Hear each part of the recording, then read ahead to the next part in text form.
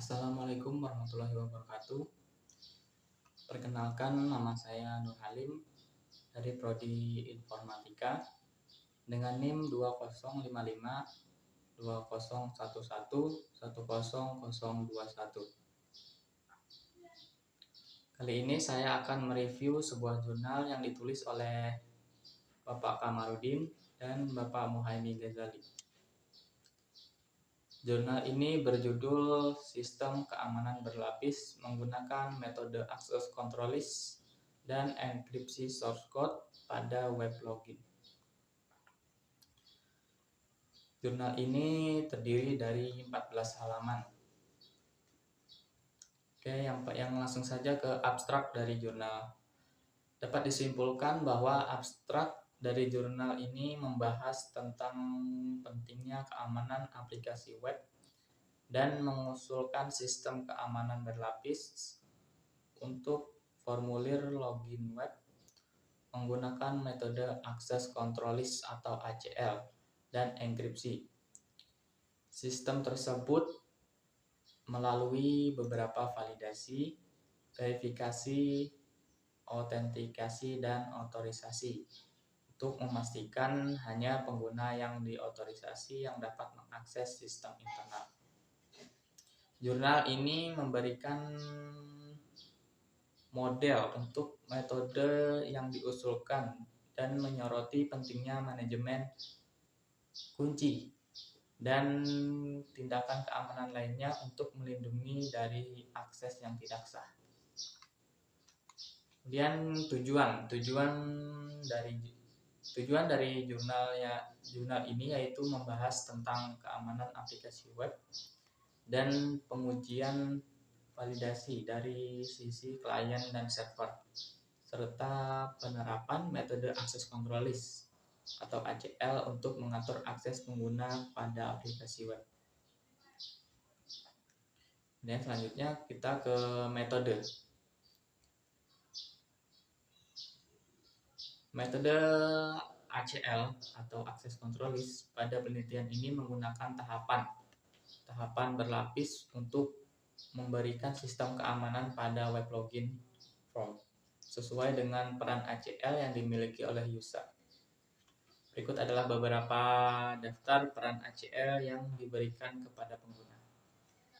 Yang pertama, nomor akses. Yang pertama, no access. Tidak memiliki akses ke dalam internal sistem. Yang kedua, normal user. Memiliki akses ke dalam internal sistem pengguna sesuai dengan hak yang diberikan oleh admin user. Yang ketiga, admin user. Memiliki hak akses ke area admin dan semua area kontrol pengguna. Admin user biasa disebut pula sebagai super user.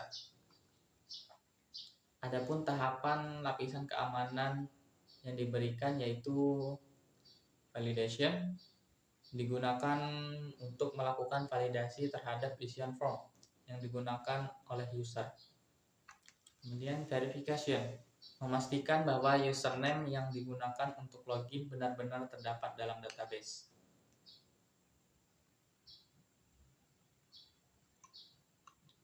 Kemudian authentication, memastikan dengan dilakukan komparasi bahwa antara username dan password yang digunakan untuk login benar-benar berpasangan. Kemudian authorization, memberikan otoritas atau kewenangan kepada user bersangkutan sesuai dengan peran yang dimilikinya. Kemudian kita ke hasil dan pembahasan. Di hasil dan pembahasan ini berisi yang pertama ada persiapan pengujian. Sebelum dilakukan proses pengujian, maka akan dilakukan persiapan-persiapan berkaitan dengan pengujian yang meliputi yang pertama struktur database, yang kedua form input data yang menyimpan data username dan password pengguna ke database. Kemudian ke pengujiannya. Di sini ada beberapa pengujian. Yang pengujian pertama yaitu input validation. Pengujian validasi ini akan dibuat menjadi dua bagian, yaitu validasi dari sisi klien dan sisi server.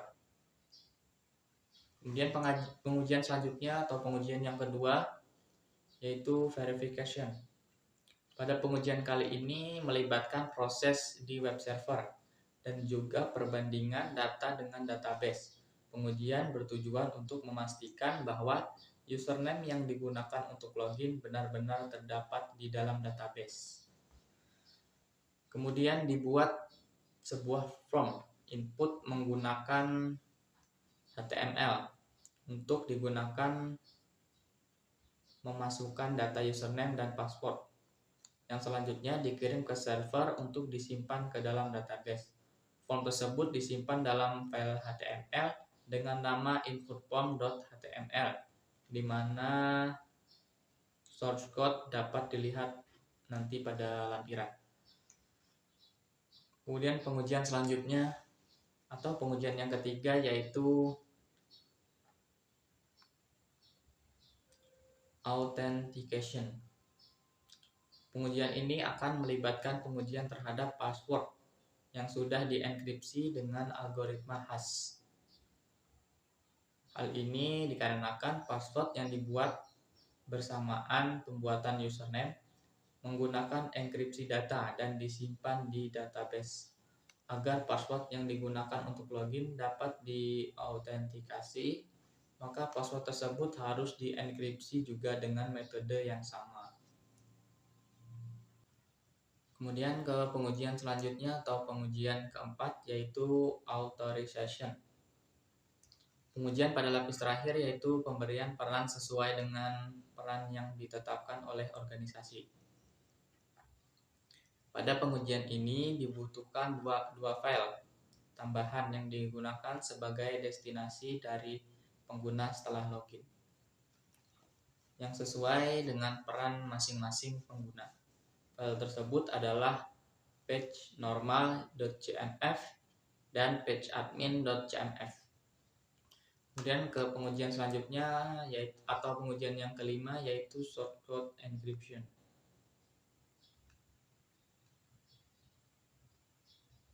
Untuk pengujian enkripsi shortcode ini menggunakan tool dari pihak ketiga tanpa menghilangkan esensi untuk pengamanan data shortcode asli. Enkripsi ini hanya berlaku untuk sisi klien, sedangkan shortcode dari sisi server tidak dapat digunakan.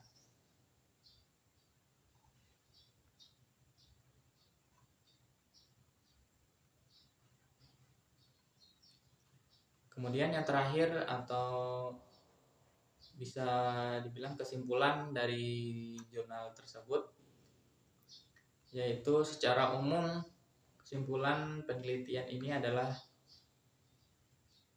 yang pertama, web login form dapat menjadi pintu masuk bagi hacker untuk melakukan penetrasi terhadap internal sistem jika tidak menggunakan pengamanan yang lebih baik.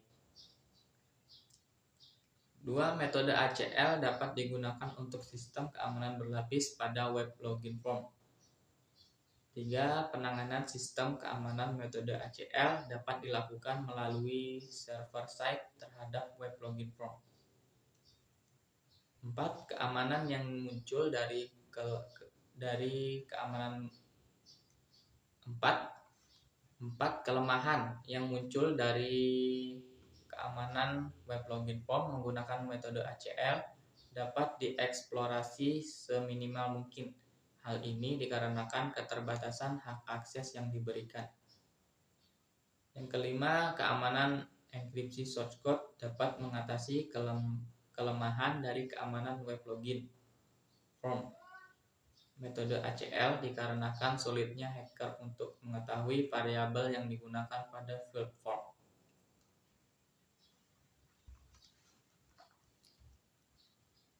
Ya, itu dia kesimpulan dari jurnal di atas.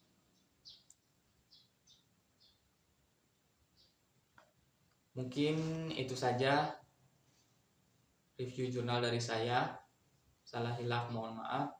Sekian, wassalamualaikum warahmatullahi wabarakatuh.